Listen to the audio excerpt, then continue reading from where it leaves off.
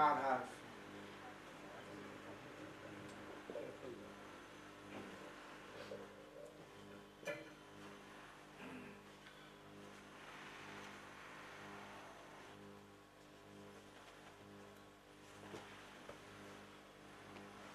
गुरु चरण कमल में शीश झुका, दिन रात करूं सेवा पूजा।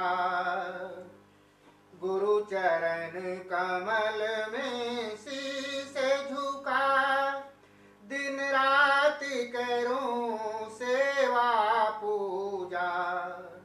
गुरु स्तुति नीति करूं मन से, गुरु सम जानू ना मैं दूजा। गुरुदेव दयाल ने की जो दया, भव सिंधु से पार किया मुझको।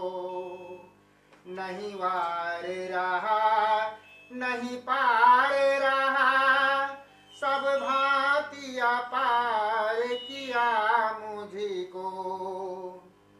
गुरुदाता दानिया पार महा, याचक जग जीव हुए सारे। गुरु आता दानिया पार महा, याचक जग जीव हुए सारे। गुरु अर्थ देत गुरु धर्म देत, गुरु काम मोक्ष देने हारे। गुरु महिमा जाने न ऋषि मुनि, शिव शारद शेष की पार नहीं। संसार असार की प्रीत छुटी, गुरु भक्ति तार कछु सार नहीं। बहु व्रत किए बहु दान दिए, बहु तीरथ में जाकर भटके। बहु व्रत किए बहु दान दिए, बहु तीरथ में जाकर भटके। गुरु चरण कमल से प्रीत नहीं, गुरु चरण कमल से प्रीत नहीं। जम जाल में सो निस दिन लटके, गुरु चरण कमल में शीश झुका, दिन रात करूं सेवा पूजा। गिरु स्तुत नित करूं मन से, गुरु सम जानू मैं नहीं दूजा। राधा स्वामी। आवाज है। आज कार्तिक महीने का ये सत्संग है। आप सबको ये महीना मुबारक हो। ये ऐसा महीना है जिसमें ये दशम क्या मनाते हैं, हम दशहरा मनाते हैं और खुशियाँ मनाते हैं।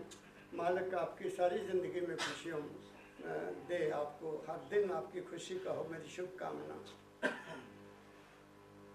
सनातन धर्म ले लो या संत मत ले लो या गुरु मत ले लो, इन तीनों में गुरु की महिमा है, गुरु की महिमा है। और पहले शब्द में गुरुवाणी से लिया गया है, जिसमें क्या कि गुरु खुद तार गया और मुझे भी तार दिया। बहुत बड़ी ऊंची बात कही है। जो गुरु ने तरा तो तुम्हें क्या तारेगा? पहली बात तो ये है, जो गुरु तरेगा, अगर वो तरा हुआ है तो वो तुम्हें तार देगा।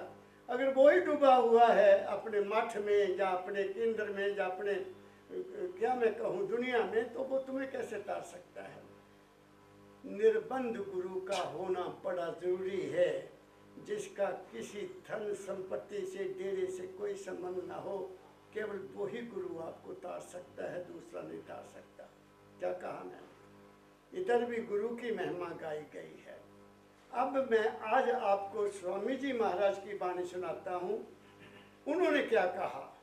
उन्होंने अपने 12 मासा में ये 5वां महीना तक का है, वो क्या कहते हैं, उन्होंने अनुभव किया, संतों ने अनुभव, जो कुछ संतों ने लिखा वो इंटेलेक्ट के लेवल की बात नहीं है कि वो बहुत विद्वान थे या बहुत पढ़े लिखे थे, उन्होंने अपने मन के लेवल पर या बुद्धि के लेवल पर लिखा, नहीं, जो वाणी लिखी गई है वो अनुभव के आधार पर लिखी गई है। उन्होंने अनुभव किया कि ये सत्य है और उस सत्य को हमारे लिए अंकित कर दिया। उन्होंने कोई कहानी नहीं डाली, कोई त्रेता की बात नहीं की, कोई द्वापर की बात नहीं की, वो केवल आपको शास्त्रों में मिलेगा, वो केवल आपको वेदों में मिलेगा, जो और दूसरे पुराने ग्रंथों में मिलेगा, जो उस वक्त लिखे गए। हम हैं कलयुग के जीव, कलयुग के जीवों के लिए क्या लिखा है मैं वो आज आपको बताता हूँ। कलयुग के इंसानों के लिए क्या कहा गया है कि जो ब्रह्मंडे सोई पिंडे, ये गुरबाणी भी है और ये शास्त्रों की वाणी भी है। जब जो ब्रह्मांड में है वो तुम्हारे पिंड में है, तुम्हारे शरीर में है, तुम्हारे इस 5 तत्व के चोले में है, क्योंकि ये सारा ब्रह्मांड जो है ये 5 तत्व का बना है।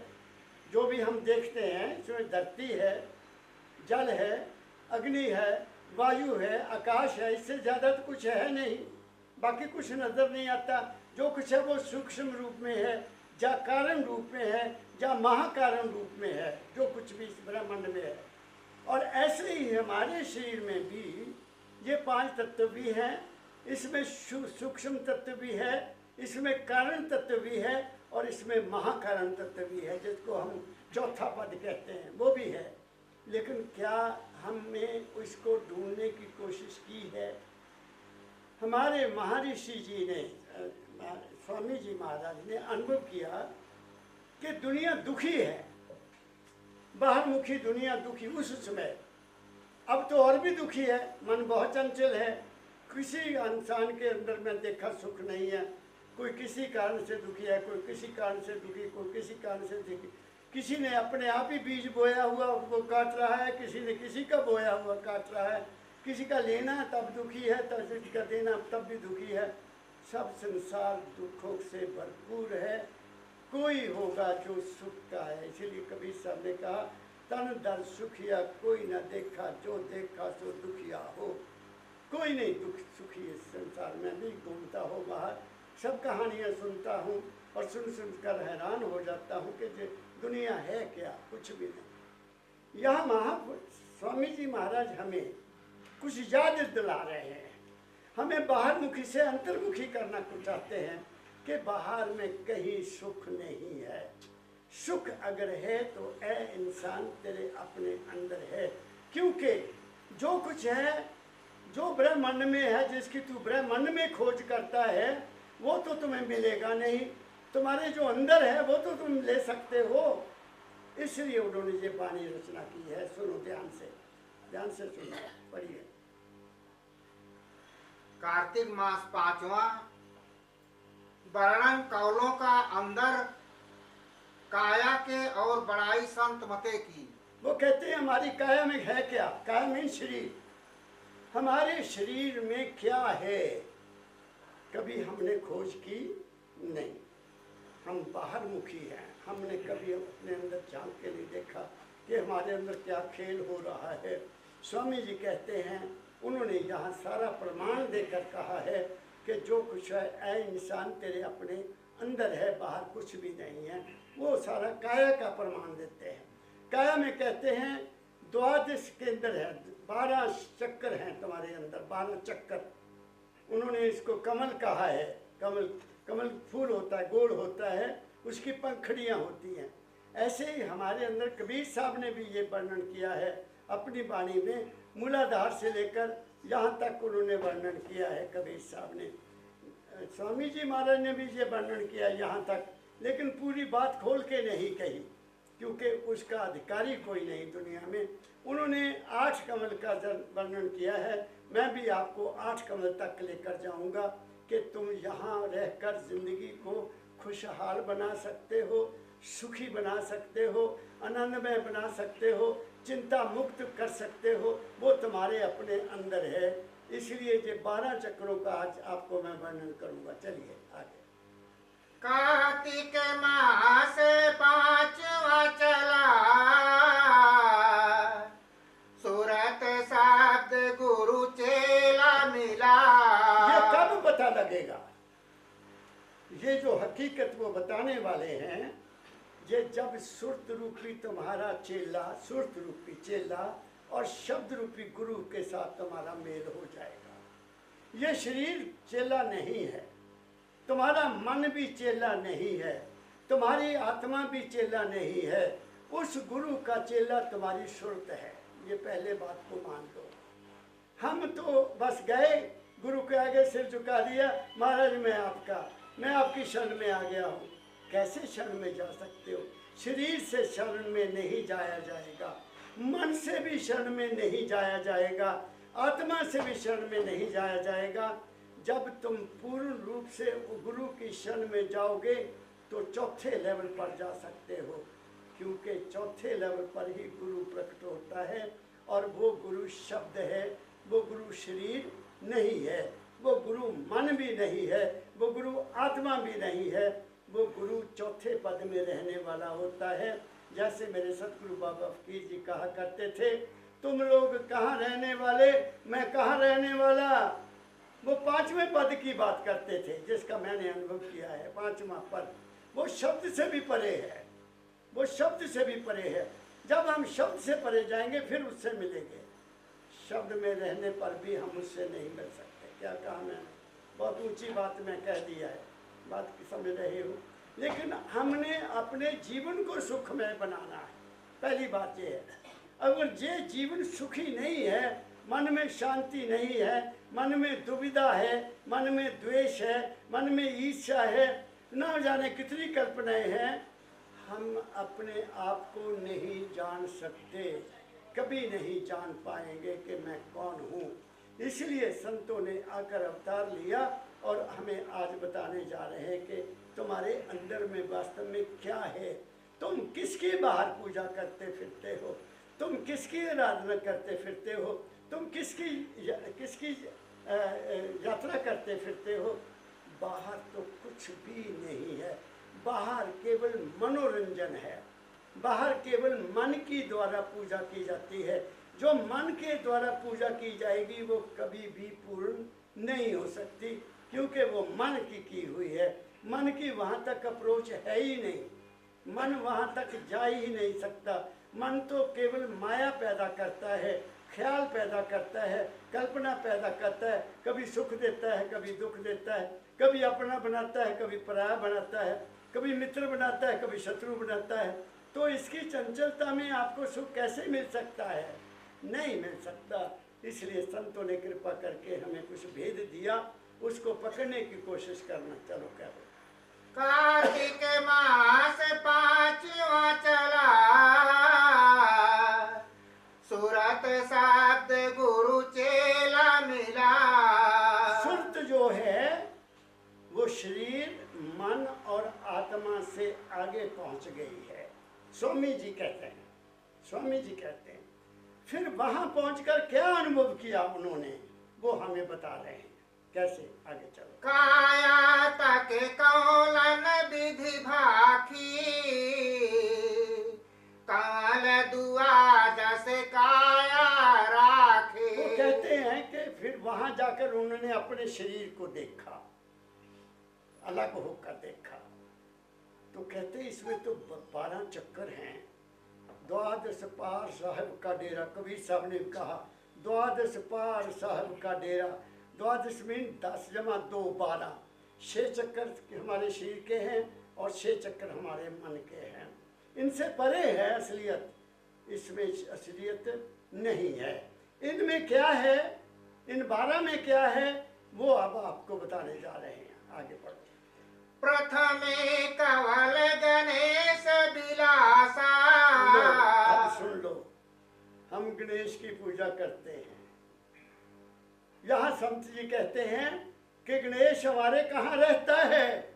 हमारे शरीर में, हमारे मूलाधार में गणेश रहता है। पता नहीं स्वामी जी महाराज ने किस अनुभव पर लिखा, ये तो वो जानते होंगे। हम कहते हैं इसको दरवाजे पर रखो।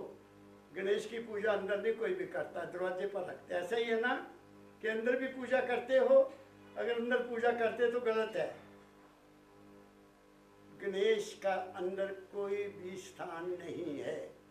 गणेश का स्थान गेट पर है, बाहर है, दरवाजे के बाहर रखी जाती है, अंदर नहीं पूजा होती उसकी। जहाँ वो कहते हैं कि वो जो गणेश है वो पृथ्वी तत्व है, वो पृथ्वी तत्व से बना है, इसलिए पृथ्वी तत्व कहाँ है? हमारे मूलाधार में है। हमारे शरीर से जो पृथ्वी तत्व निकलता है वो कहाँ से जाता है? मूलाधार से। तो मूलाधार गेट है हमारे शरीर का, इसलिए उसको वहाँ बैठा दिया। क्या कहा मैंने? बाकी स्वामी जी महाराज जानते होंगे उन्होंने गणेश को कहाँ बैठाया कि वो मूलाधार में रहता है। और आप सब सुबह पहले क्या करते हो? मूलाधार का ही स्नान कराते हो, और इसलिए गणेश की पूजा सबसे पहले होती है। क्या कहा मैंने? बात को समझने की कोशिश करो। ये संतों की वाणी है। बाहर क्या पूजा करोगे? स्वामी दयानंद जी महाराज ने जो आर्य समाज की स्थापना की वो क्यों की? वो सनातन धर्मी था, मूर्ति की पूजा किया करता था और आरतियाँ किया करता था, तो वो गणेश जी की सबसे पहले पूजा करते थे। और हम भी जब कोई नया काम करते हैं तो गणेश की पूजा करते हैं। कोई इश्तिहार निकालते हैं उसमें भी पहले गणेश की पूजा करते हैं कि नहीं करते? तो कहते हैं कि वो पूजा करने बैठे हैं, लड्डुओं का थाल आगे रखा हुआ है, आंखें बंद है, धूप जल रहा है और मस्ती से बैठे उनकी ध्यान में चले गए। तो क्या देखते हैं कि चूहा आया लड्डू लेकर गणेश के ऊपर जा चढ़ा, उसकी आंखों में खड़का हुआ। उसने कहा ले, मैं इसकी पूजा कर रहा हूँ, इसके सिर पर तो चूहा चढ़ गया, जबकि कहते चूहा इसका सवारी है। पता नहीं शास्त्रों ने क्या क्या लिख दिया, हमें समझ नहीं पाता। आप अगर उसको टटोल करने लगेंगे तो पागल हो जाएंगे। गणेश काहे का चूहे का सवारी करता है? कार्तिक बेटा किसकी सवारी करता है? मोर की सवारी करता है। और भगवान शिव जी किसकी सवारी करते हैं? उसकी गणपति की क्या नाम उसका? हिंसे की सवारी करते हैं। आप समझ गए? और फिर माता पार्वती काहे की करती सवारी? शेर की सवारी करती है। सोचो आप आपस में। शेर जानवर को खाता है, मोर चूहे को खाता है, और सांप गले में डाले हुए मोर सांप को भी खाता है। कोई समझने वाली बात? इसको सोचने की सोचो जरा। जो हमारे सामने तस्वीर पेश की गई है शास्त्रों में कि शिव जी का परिवार ऐसा है, कितना बड़ा भारी हमारा गणेश चूहे पर बैठा दिया। अब सोच लो आप, ये बहुत गहर शिक्षा है, इसको मैं खोज की है, लेकिन ये टॉपिक बहुत लंबा है, हमारे मतलब का नहीं है। हमारे मतलब का सिर्फ ये है कि गणेश जी हमारे मूलाधार पर हैं। एक बात ये क्लियर है। अगर आपका पेट साफ नहीं हुआ तो मुझे याद आ गया, यहाँ शब्दानंद जी महाराज आया करते थे, और वो यहाँ नहीं ठहरते थे, वहाँ ठहरते थे मॉडल टाउन में ठहरते थे 4 दिन, और मुझे भी बुला लिया जाता था वहाँ। मैं भी 4 दिन में ही रहता था। तो वो वहाँ सत्संग करते थे, मॉडल टाउन में सत्संग करते थे, मलन साहब के घर में सत्संग होता था। तो एक दिन वकील साहब हमारे राघव जी, उन्होंने अपने घर में सत्संग रखा 10 बजे। तो मैं अपने कमरे से नीचे आ गया 9 बजे, 9:30 बजे। मैं कहा चलिए महाराज टाइम हो गया। कहते कमल जी आप चलो, मेरा आज गणेश नाराज है। मैं पहले तो समझ नहीं पाया कि गणेश कैसे नाराज हो गया। फिर मैंने पूछा कि उन्होंने कहा गणेश नाराज है तो इसका मतलब उनको कब्ज हो गई है। बात समझिए, पेट साफ नहीं हुआ तो गणेश नाराज हो गया, ये उन्होंने कहा। इसका मतलब ये है कि संत मत में गणेश को मूलाधार में रखा गया है। आगे पढ़ो। प्रथमे कमल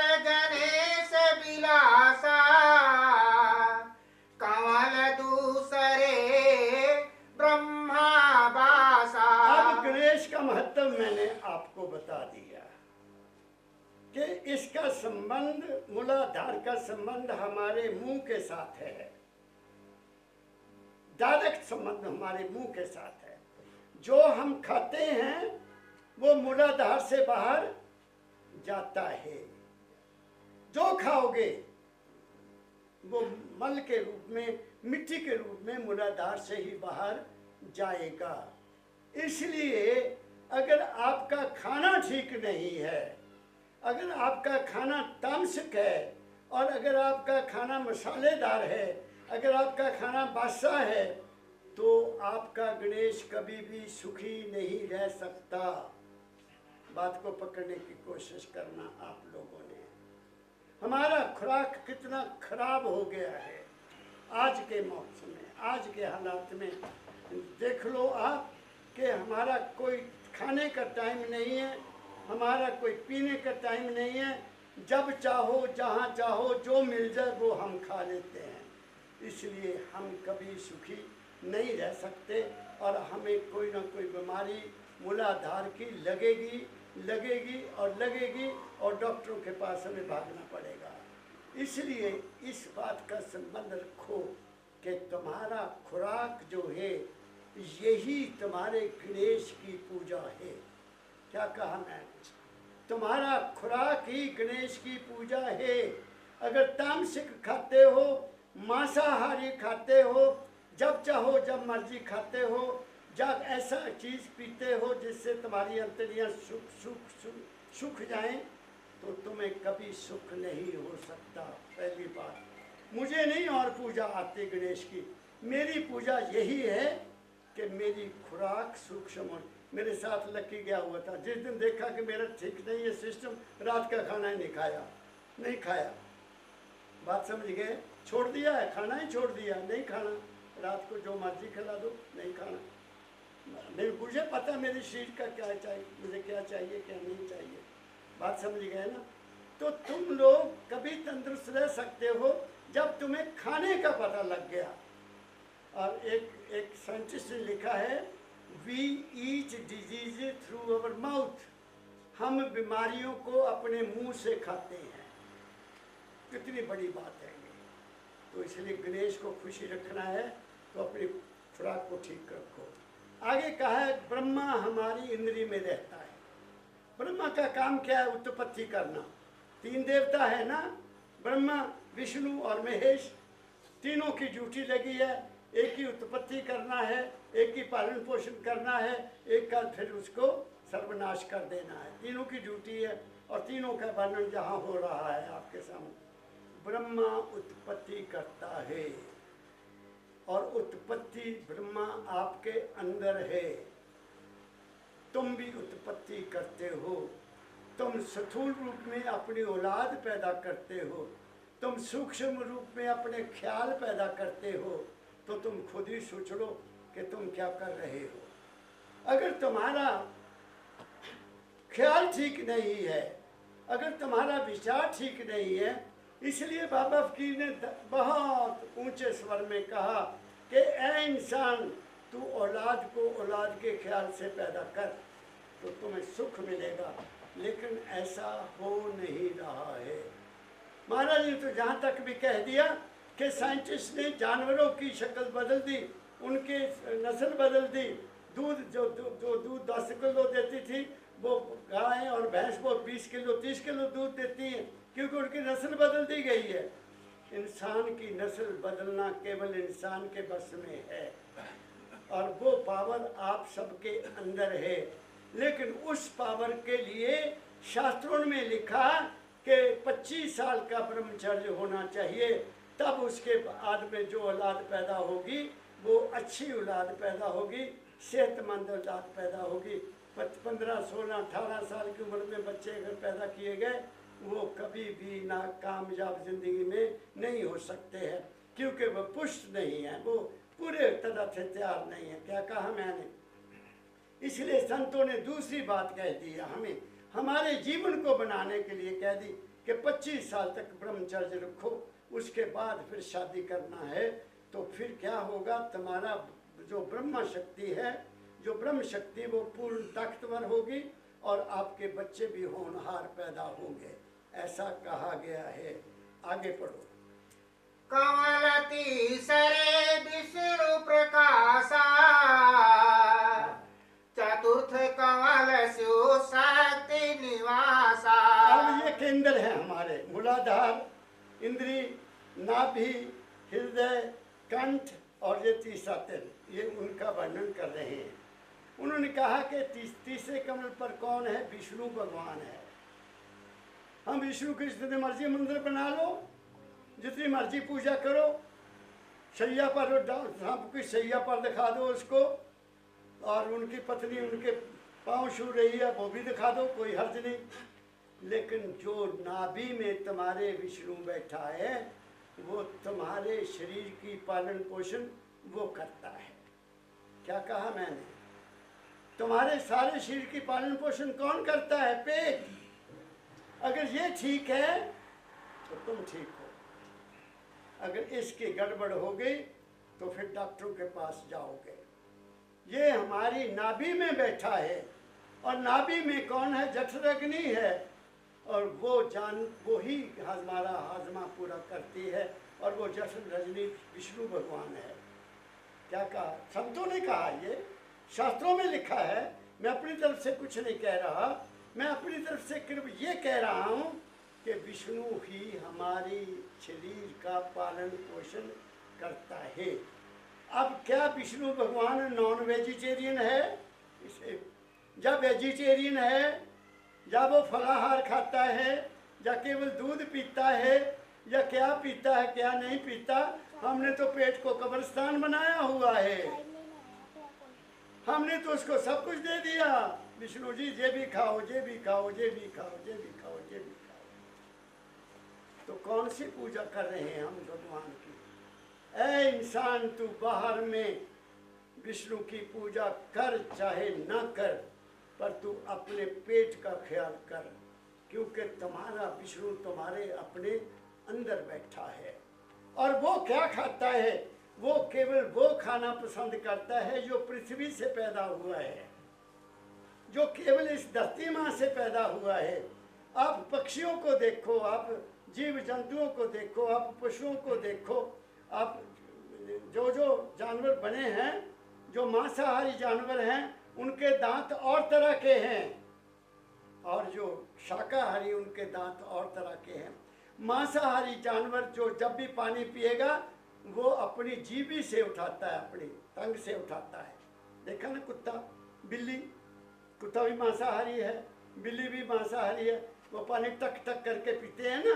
लेकिन जो दूसरे घास फूस खाने वाले वो पानी में घूट घूट करके खींचते हैं। हम भी ऐसे ही पानी पीते हैं। हमारे दांत को इस चीज़ के लिए तो बने नहीं हैं, लेकिन हमने तो कुछ भी नहीं छोड़ा है। तो कैसे विष्णु की पूजा करें बताइए आप मुझे? तो फिर क्या होगा? तुम्हारा लिवर भी खराब होगा, तुम्हारी किडनी भी खराब होगी, तुम्हारा लंग्स भी खराब होंगे, और तुम्हारा पैनक्रियाज भी खराब होगा। ना जाने कितनी बीमारियां हम अपने अंदर पैदा कर देते हैं, और फिर भागते हैं डॉक्टरों के पास। फिर पता नहीं क्या क्या होता है हमारे शरीर के साथ, ये सब आपको पता ही है। इसलिए आओ विष्णु की पूजा करो। कहाँ है वो पूजा? तुम्हारे भोजन में पूजा है। इसलिए कबीर साहब ने लिखा, जो जो खाऊं पीऊं सो पूजा। कबीर साहब ने कहा है, साधो सहज समाधि भली। सहज समाधि कैसे उन्होंने कह दी कि मैं लेटता हूँ तो दंडवत करता हूँ, जब मैं खाता पीता हूँ तो पूजा करता हूँ, मैं फलाहार वो पेश करता हूँ उसको। तो हमने कभी ऐसा सोचा है? ऐ इंसान, तू कोई पूजा मत कर, तू अपने इस पेट की ख्याल रख, क्योंकि इसमें तुम्हारा विष्णु बैठा है। इसने उसका पाचन करना है, इसी ने उसका रस निकालना है, इसने उसकी मल को बाहर करना है, इसी से उसने खून बनाना है। जो कुछ बनेगा तुम्हारे अपने पेट से बनेगा, बाहर में कुछ नहीं। साइंटिस्ट फेल हो गए, खून नहीं बना सके। वो खून नहीं बना सके, वो बना दिए चलने वाले, क्या उसको बोलते हैं, रॉबोट बना दिए। बोलते भी हैं, वो सब कुछ करते हैं, लेकिन उनको खून नहीं बना सकते। क्या कहा मैंने? ये अद्भुत शरीर है, ये नरनरैनी देह है, इसमें सब कुछ है। जो ब्रह्मंडे सोई पिंडे, ये देवी देवता होंगे ऊपर, मैं नहीं कहता, मैं इनकार नहीं करता, लेकिन इस चीज़ को मैं मानता हूँ कि वो सब के सब तुम्हारे अपने मेरे शरीर में है, तुम्हारे शरीर में है। तो सबसे पहले इस शरीर के इन केंद्रों को संभालो, तुम्हारी पूजा हो जाएगी। क्या कहा मैंने? तो कहाँ विष्णु रहते हैं? हमारी नाभि में रहते हैं, और यही हमारा शरीर है। इसी का पालन पोषण करना है, इसी को अच्छी खुराक देनी है, और वो खुराक देनी जो केवल भूमि से पैदा हुई है। दूसरी खुराक इसके लिए बनी नहीं है। जो कुछ भी हम कृत्रिम बनाते हैं, नकली बनाते हैं, स्वाद के लिए बनाते हैं, वो हमारे विष्णु की भेंट नहीं हो सकता। अगर करोगे भी तो वो तुम्हारे को ही नुकसान देगा। इस बात को याद रखना। आगे पढ़ो। कमलती सरे विष्णु प्रकाशा, चतुर्थ कमल शिव शक्ति निवासा। और चौथा हमारा हृदय है, यहाँ भगवान शिव रहते हैं, ऐसा उन्होंने लिख दिया। भगवान शिव क्या करता है? एक बात आपको मैं बता देता हूँ। एक हमारा स्थूल हार्ट है, ये स्थूल है, ये ब्लड को सर्कुलेट करता है, सारा हर वक्त चलता रहता है, हर वक्त इसकी रफ्तार एक नियमित रूप से चली हुई है। और अगर इसकी रफ्तार में फर्क पड़ जाए तो शिव भगवान नाराज हो जाएंगे। क्या कहा मैंने? तुम जब क्रोध में होते हो, तुम्हारे हार्ट की धड़कन और होती है। तुम जब मोह में होते हो तो तुम्हारे हार्ट की धड़कन और होती है। जब तुम लोभ में होते हो तो उसकी धड़कन और होती है, और जब तुम प्रेम में होते हो तो तुम्हारे शरीर की धड़कन और होती है। क्या कहा मैंने? तो इसका काम क्या है? खारिज करना। खारिज करना जानते हो? कोई चीज़ आई उसको खारिज कर देना। तो ये हमारे ब्लड को लेता है और बाहर करता है। क्या कहा मैंने? खारिज करना। कोई चीज़ पैदा हुई, उसको खत्म कौन करता है? नाश कौन करता है? शिव। शिव शक्ति है। प्रलय करता है, ये प्रलय करता है। किसी चीज़ को सदा नहीं रहने देता, उसका तब्दीली करता रहता है, तब्दीली करता रहता है, ये खारिज करता है। एक हृदय हमारा और है, वो सूक्ष्म हृदय है, वो यहाँ है, वो यहाँ है, यहाँ हमारी सुर्त रहती है। उसका दुनिया को पता नहीं है। वो कह देते हैं ना, मेरा दिल नहीं मानता। ये दिल थोड़ी है वो ये दिल नहीं है जिसकी तुम बात करते हो कि मेरा दिल नहीं मानता। वो दिल यहाँ है, वो बहुत सूक्ष्म है, वो कारण रूप में है।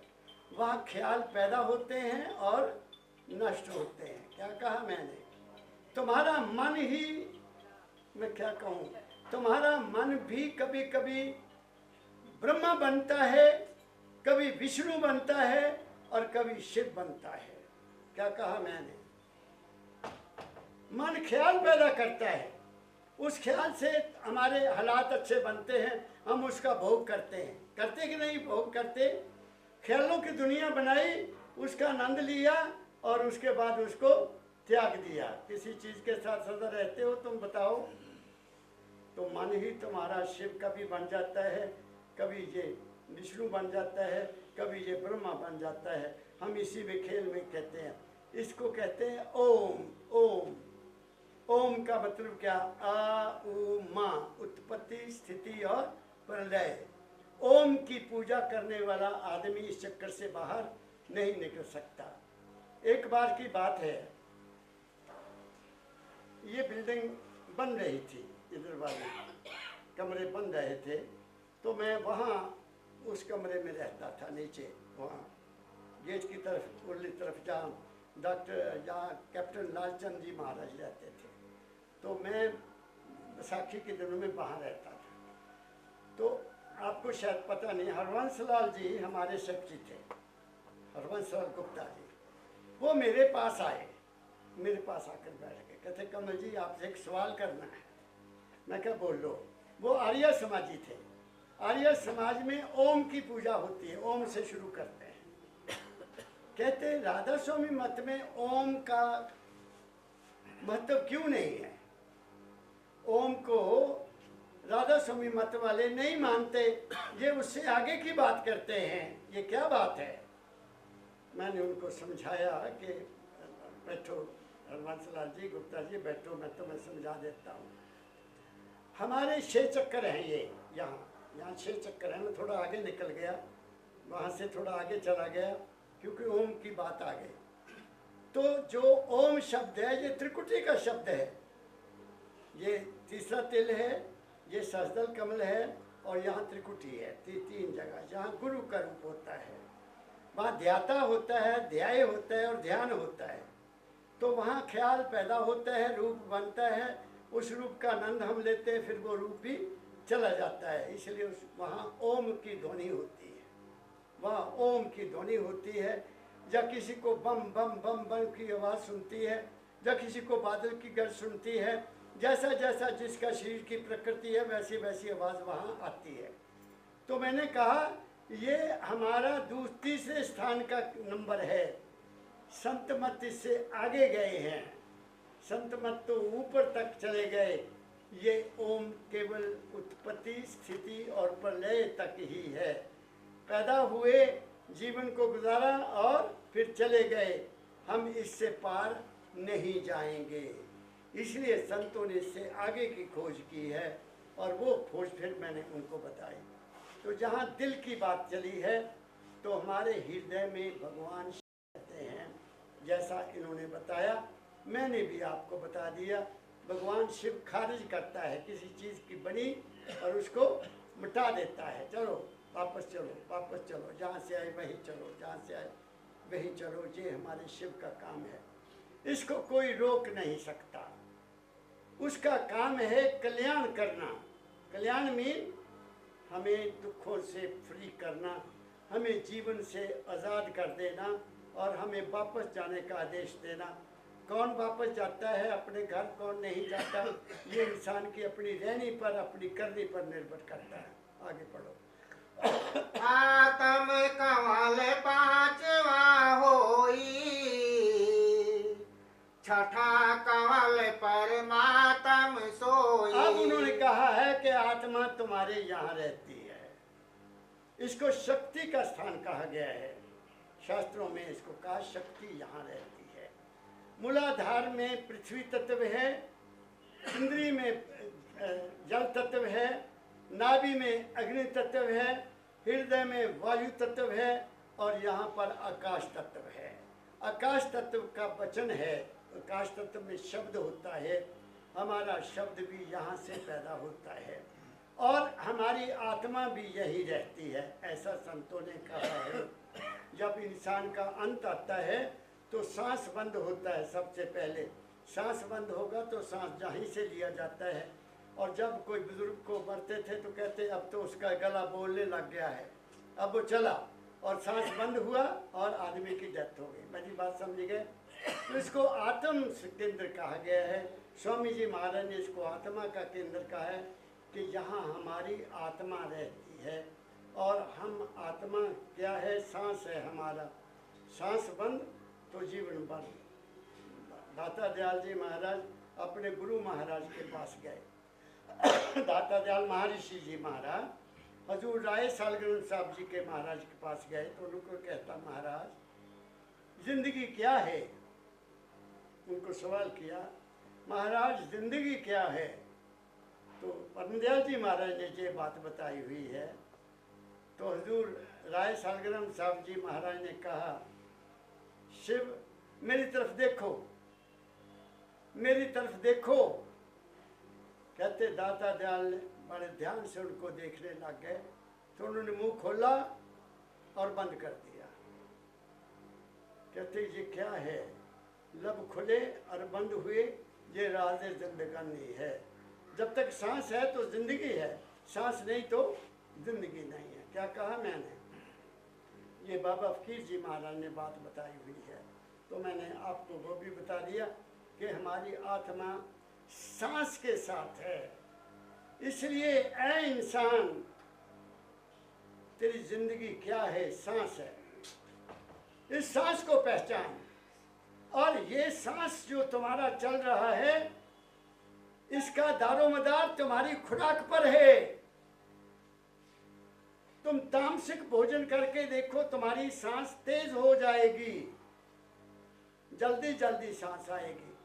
तुम ज्यादा पेट भर के खाओगे तो भी तुम्हारा सांस छोटा हो जाएगा। बहुत छोटा सांस हो जाता है। इसलिए संतों ने कहा, थोड़ा थोड़ा खा, तेरे भले का कहूं। क्यों?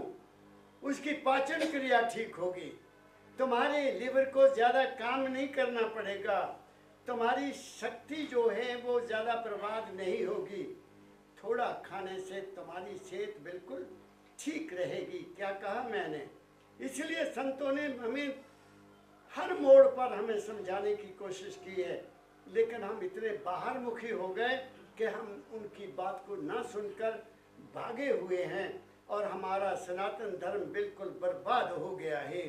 कहीं नजर नहीं आता, कहीं गायत्री मंत्र का कोई पाठ मैंने नहीं सुना, बस दौड़े हुए हैं मंदिर में या कहीं और भागे हुए हैं हम।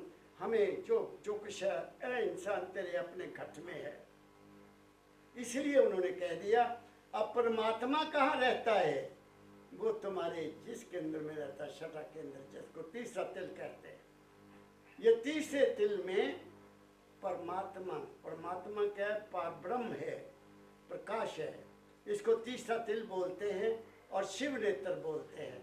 यहाँ जब आप चले जाते हैं, आपने देखा होगा, आपको कोई चीज भूल जाती है, याद नहीं आती, तो तुम्हारा हाथ जहाँ चले, अच्छा ठहरो जरा मुझे सोचने दो, सोचते हो ना, तो तुम्हारी सुरत जो है वो जहाँ आ जाती है और तुम्हें बात याद आ जाती है। हमारी सुरत सारे शरीर में इस वक्त छाई हुई है। हमारी जो ताकत है, असली ताकत जो हमारी जो आधार है, मेरी बॉडी का जो आधार है, मेरी बॉडी का आधार क्या है? स्थूल रूप में 5 तत्व है।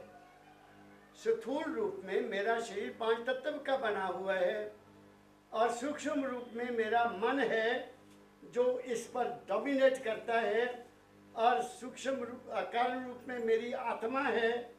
आत्मा जो प्रकाश रूप है वो कारण रूप में है, और जो मेरा सेल्फ है जिसको सुरत कहते हैं वो महाकारण रूप में है। उसका कोई रूप नहीं है, उसका कोई भी रूप नहीं है। वो बेरूप है, बेनाम है, बेआकार है, वो है। लेकिन वो क्या है ये बताना बहुत कठिन है। ये अनुभव की बात है कि तुम अपने आप को देखो तुम कौन हो। इसलिए ये तीसरा तिल है हमारा, जिसको शिव नेत्र कहते हैं। यहाँ हमारी सुरत इकट्ठी जब होती है तो हमें पता लगता है कि दुनिया क्या है, या ज्ञान क्या है, या ध्यान क्या है। ये यहाँ से पता चलता है। आगे आतम कवल पांचवा होई, छठा कवल परमात्म सोई। ये कौन सी जगह है? छठा केंद्र कौन सा है तुम्हारा? ये शिव नेत्र है। ये बिल्कुल दोनों आंखों के मध्य में यहाँ है। यहाँ आकर सुषुम्ना नाड़ी मिलती है। सुषुम्ना नाड़ी आपको नहीं पता क्या है। ये हमारी मूलाधार से शुरू होती है और पीछे रीढ़ की हड्डी से चलती हुई हमारे यहाँ से चलती हुई यहाँ आती है। और मैं थोड़ी और बात बता दूं, हमारे 2 सांस चलते रहते हैं। एक कभी ये चलता है, कभी ये चलता है, कभी दोनों इकट्ठे नहीं चलते। मेरी बात समझ रहे हो?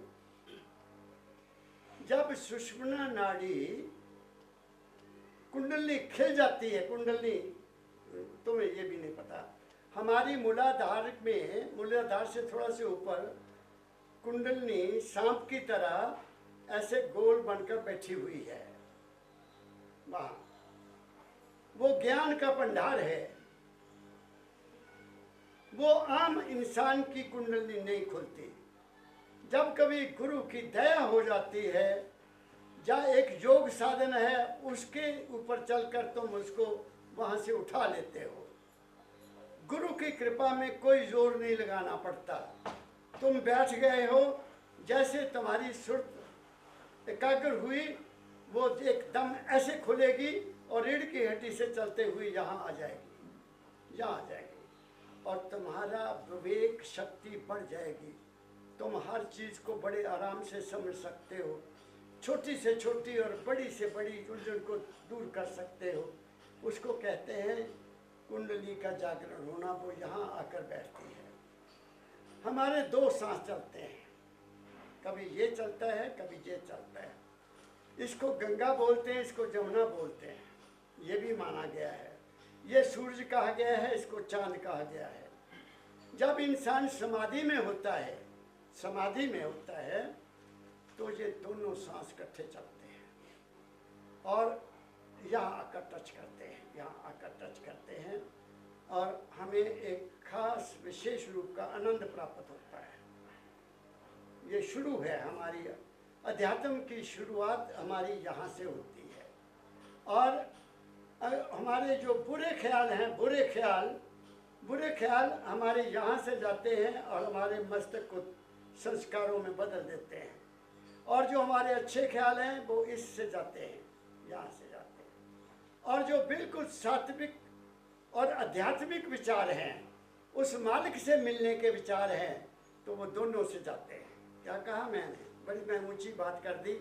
उनके लिए जो अभ्यास करते हैं वो अपने आप का ध्यान करें कि हम जब बैठते हैं तो हमारा सुर कौन सा चलता है, हम शून्य में हमारी क्या हालत होती है और महाशून्य में हमारी क्या हालत होती है। मैं आगे बिचाने जा रहा हूँ, आगे चलो। कमल सा तुम्हें काल बसेरा। काल क्या है? मन का केंद्र है। ये सातवां हमारे मन का केंद्र है। मन क्या है? ज्योति निरंजन है। यही हमें खिलाता है, जो कुछ करता है। काल कहा गया इसको। काल कौन है? जो हमें चैन नहीं लेने देता। ये समय समय पर हालात के मुताबिक बदलता रहता है। खुशी के समय नाचता है, गमी के समय सिर नीचा कर लेता है, और ये इसका मन का हाल है। क्या कहा मैंने? ये हर समय बदलता है। सुबह कुछ होता है, दोपहर को कुछ होता है, खाने समय कुछ होता है, सोते समय कुछ होता है, स्वप्न में कुछ और ही हो जाता है। हमें पता ही नहीं हमारा क्या क्या हाल करता है ये स्वप्न में। क्या कहा मैंने? तो ये क्या कहे? पर बोलो। कमल सा तुम्हें काल बसेरा,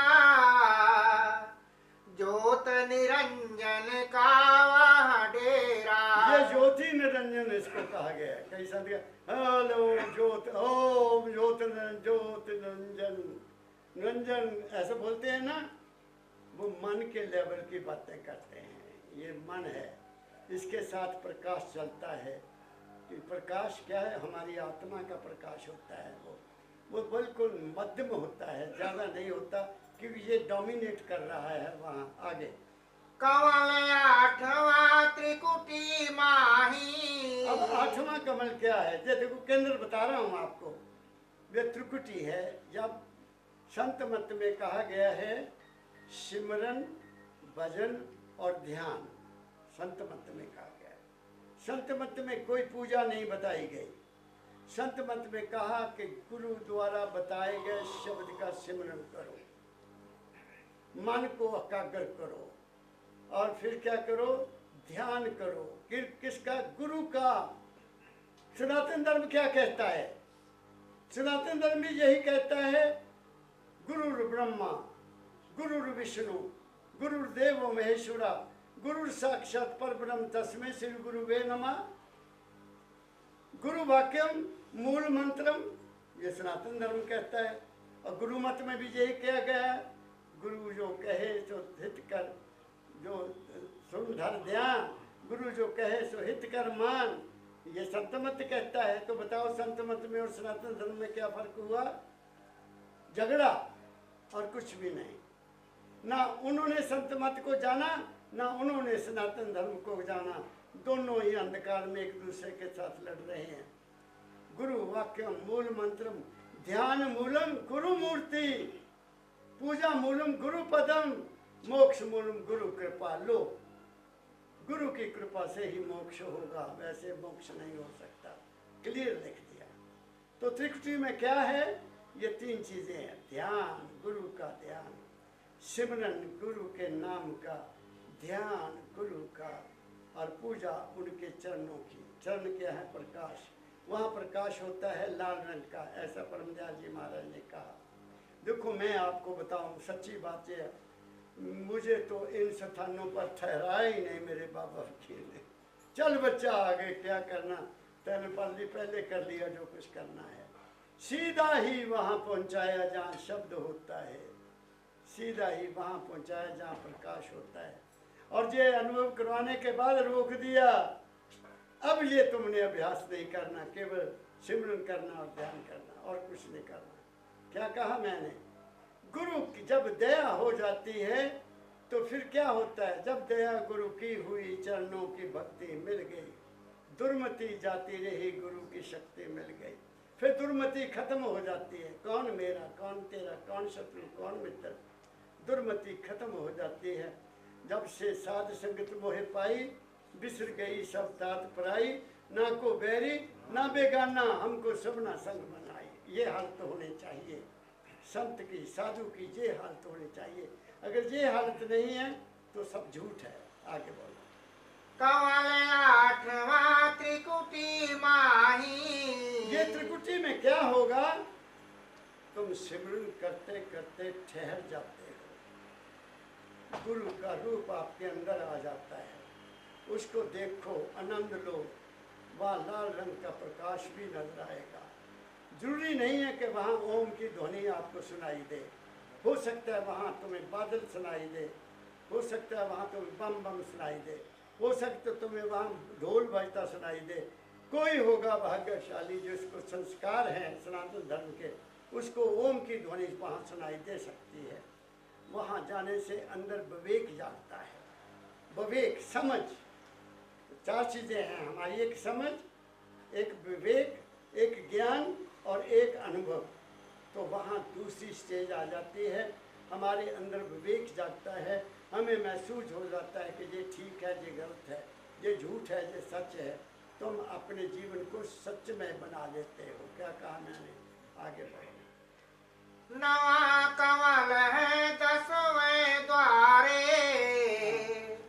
पार ब्रह्म जहाँ बसे निरारे। नवा कमल कहते हैं वह मन शून्य हो, शरीर शून्य हो जाता है। नौवें स्थान पर त्रिकुटी के बाद आपका शरीर शून्य हो जाता है, आप दुनिया को भूल जाते हैं, आपका मन शरीर स्थिर हो जाता है, इसको कहते हैं शून्य।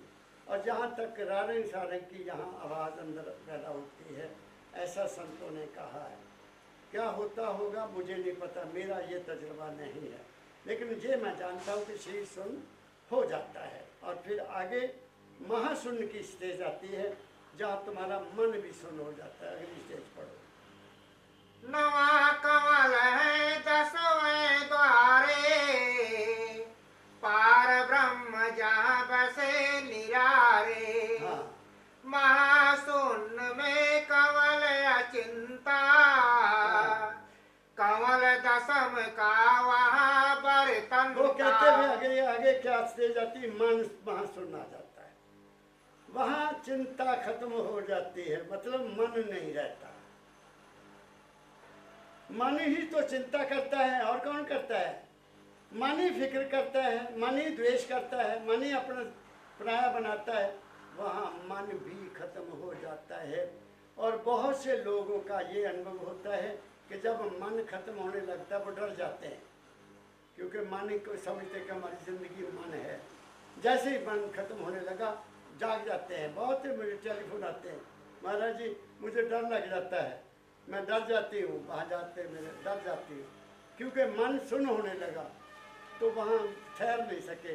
गुरु का अभी दया नहीं हुई, जब गुरु की दया हो जाएगी तो वहाँ मन भी खत्म हो जाएगा, और वहाँ कोई चिंता नहीं है, कोई किसी तरह का फिक्र नहीं, वहाँ दुनिया ही नहीं है, महाशून्य है। महाशून्य मीन अंधेरा है वहाँ, कुछ भी नहीं है, तो वो अच्छा नहीं है। उससे उठने के बाद एक मस्ती सी होती है, एक अजीब सी मस्ती होती है, जैसे शराब पी होती है। बात समझ गए? लेकिन वो अच्छी नहीं है, वो स्थिति अच्छी नहीं है। वहाँ से सतगुरु हमें निकालता है और अगली स्टेज में ले जाता है। अगली स्टेज क्या है? कमलई का दस भंवर गुफा पर। फिर भंवर गुफा, एक गुफा आती है अंदर, वहाँ मन जागृत होने की कोशिश करता है लेकिन नहीं जागता। वहाँ तुम्हारी आत्म तत्व जागता है और वहाँ तुम्हें अनुभव हो जाता है कि जो कुछ अब तक मैंने देखा ये केवल मन का खेल था, मन का खेल था। सजदल कमल में मन था, त्रिकुटी में मन था, सुन में महान था, महासुन में जाकर मन खत्म हो गया, वहाँ को कुछ भी नहीं है। फिर उस वहाँ गुरु की दया हो जाती है, तुम 11वें से 12वें में चले जाते हो। 12वां सतलोक है, प्रकाश ही प्रकाश है, उसको सतलोक बोलते हैं। लेकिन क्योंकि आप सभी गृहस्थी हैं, बाल बच्चों वाले हैं, आपको वहाँ जाने की जरूरत नहीं है। वहाँ कब जाओगे? विषयों से जो होए उदासा, परमार्थ की जामन आशा, धन संतान प्रीत नहीं जाके, खोजत फिरे साधु गुरु जाके।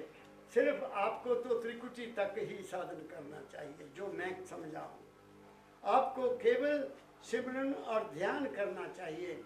सिमरन और ध्यान करने से तुम्हारी जिंदगी सुखमय हो जाएगी, तुम्हारी मनोकामना पूरी होती रहेगी, तुम्हारे मन से द्वेष निकल जाएंगे और आपका संसार सुखमय हो जाएगा। या 8वें तक सिर्फ जोगी जाते हैं, जोगी जो सुन तक जोगी जाते हैं और महासुन तक योगेश्वर जाते हैं। वो बड़ी बड़ी जटें रख लेते हैं और बम बम करते फिरते हैं, लेकिन उनके पल्ले कुछ भी नहीं होता है।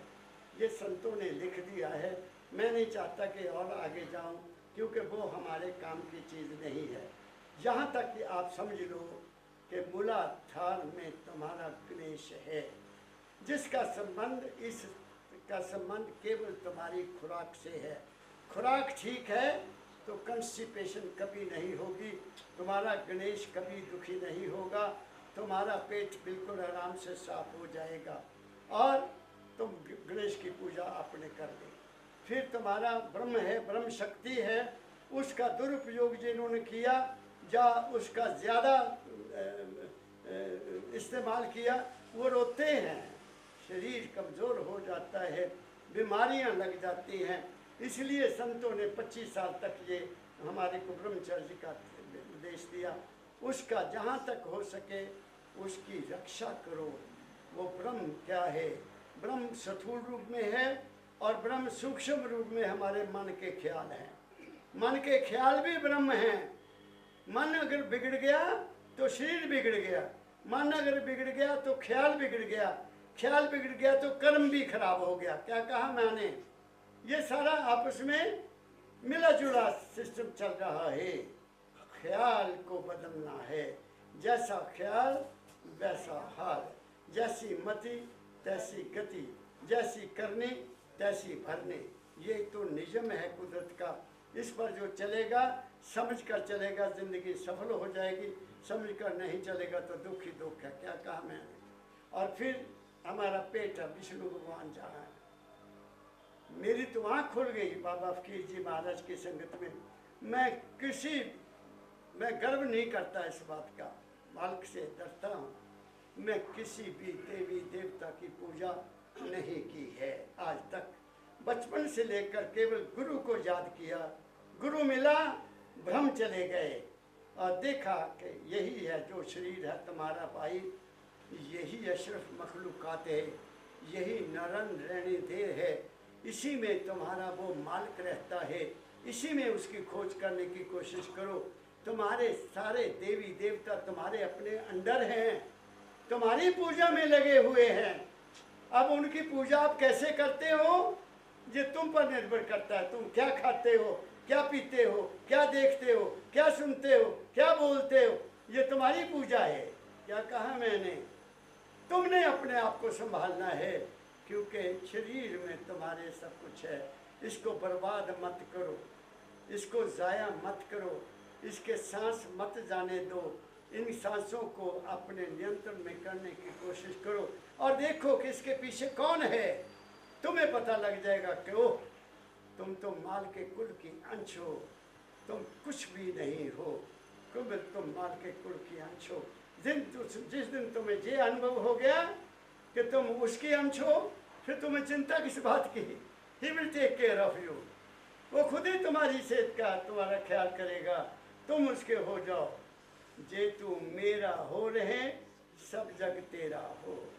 इसलिए मैंने आपके मतलब की बातें आपको कह दी, अध्यात्म की बात मैंने कोई नहीं की, क्योंकि अध्यात्म अभी तुम्हारे बस की बात नहीं है। इसलिए मेरे दाता ने अंत में आकर कह दिया, इंसानियत पहले, रूहानियत बाद में। इसलिए इंसान बनों का झंडा लगाया। जो इस बात को समझ जाएगा जो आज स्वामी जी ने कही गई है, वो रूहानियत को प्राप्त कर लेगा, वो इंसानियत को प्राप्त कर लेगा। इसलिए आओ हम अपने अंदर झांक कर देखें, हम कौन हैं। बाहर के झगड़ों से हमने क्या लेना है, क्या लेना, कुछ भी लेना नहीं है। तो मेरा बहुत बहुत आप लोगों को प्यार। इस महीने का जो स्वामी जी ने बोला, मैंने नटशेल में तुम्हारे मतलब की बात कहने की कोशिश की है। इसके आगे तो स्वामी जी ने जोगेश्वरों का, जोगियों का खंडन कर दिया है, वो मैं नहीं करना चाहता। इसलिए आप लोग सुखी रहो। सबको बहुत बहुत प्यार भरा राधा स्वामी, राधा स्वामी, राधा स्वामी।